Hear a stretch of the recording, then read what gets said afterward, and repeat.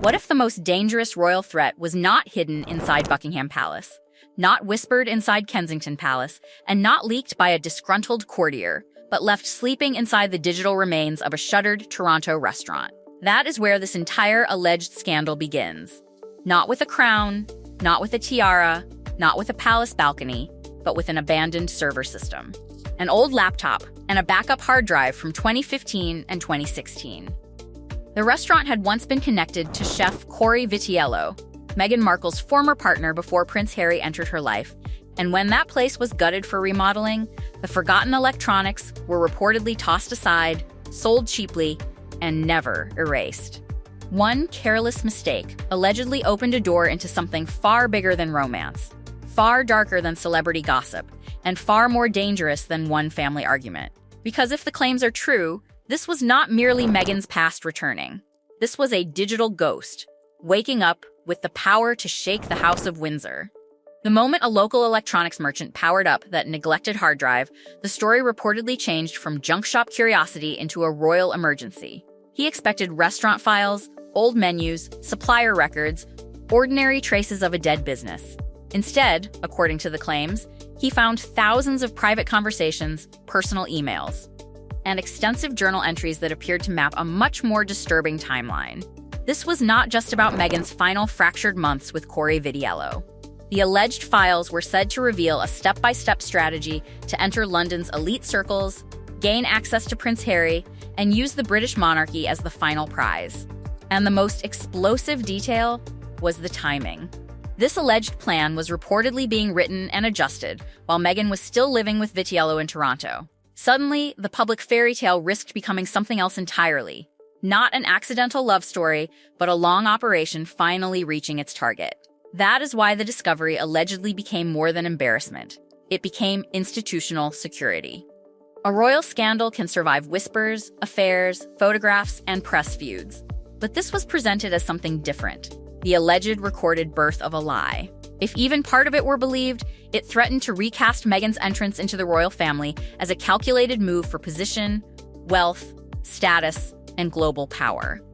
The merchant reportedly understood the value of what he had and began quietly offering the material to hungry tabloid journalists. The asking price was said to be outrageous, but the damage to the crown was impossible to measure. Because the monarchy does not only depend on jewels, titles, and ceremony, it depends on belief.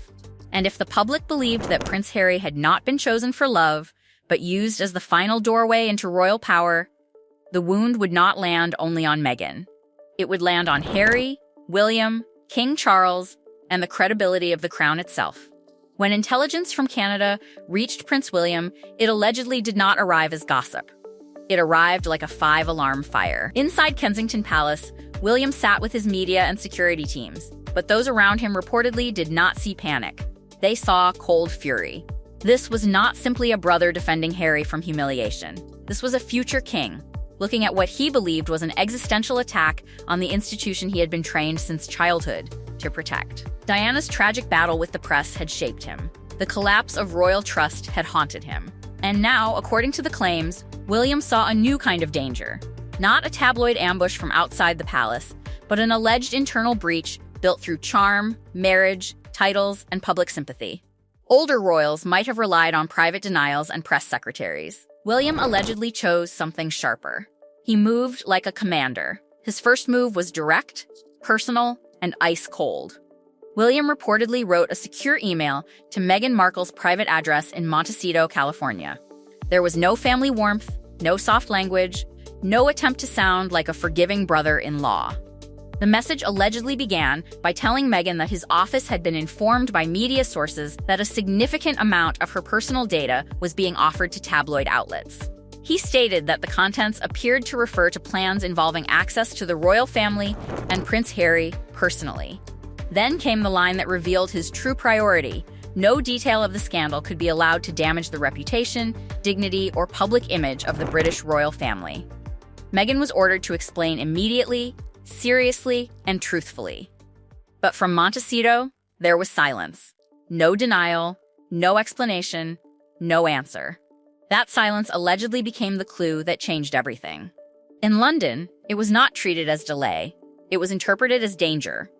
William reportedly concluded that cooperation was impossible, and containment was now the only path. He sent one of his most trusted aides to Toronto for a secret retrieval operation, contacting the electronics dealer under the cover of a discreet anonymous investment fund.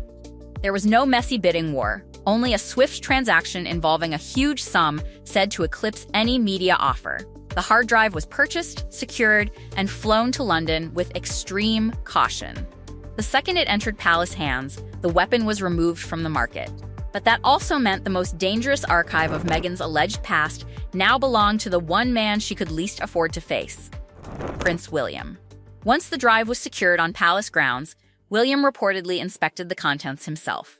Private chats, detailed emails, intimate journal entries, schedule traces, and alleged strategy notes created what sources described as a deeply distressing portrait.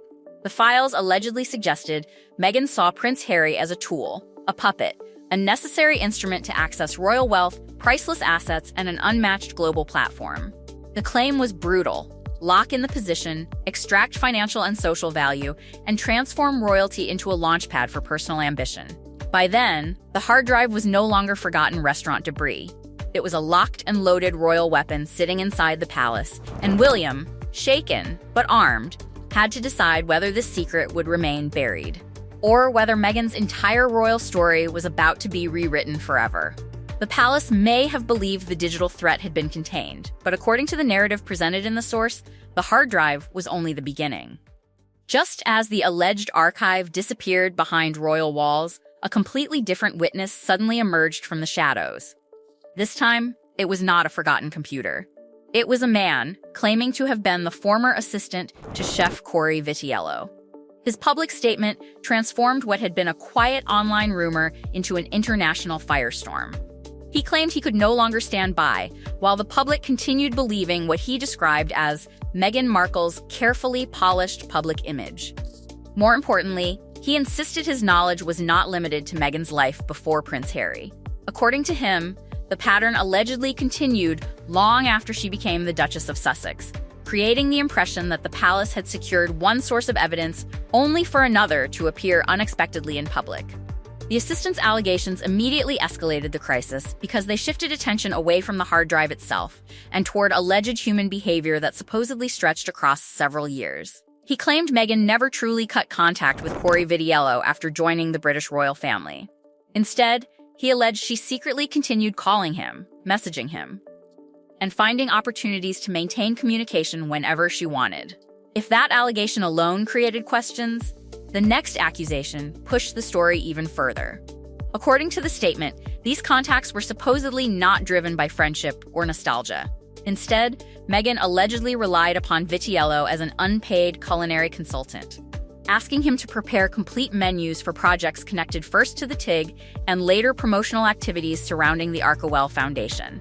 Suddenly, the former relationship was portrayed not as unfinished romance, but as an alleged professional resource she continued drawing upon, while publicly presenting an entirely different image. Then came another alleged layer that, if believed, painted an even more complicated picture. The assistant claimed Corey Vitiello repeatedly attempted to end these interactions. According to his account, the chef supposedly agreed to several discreet meetings simply to reject Meghan's requests directly and encourage her to move forward independently. Yet the assistant alleged those private encounters allegedly became increasingly uncomfortable because Meghan supposedly behaved in ways he described as flirtatious, inappropriate, and deliberately persuasive in an effort to benefit from Vitiello's professional abilities.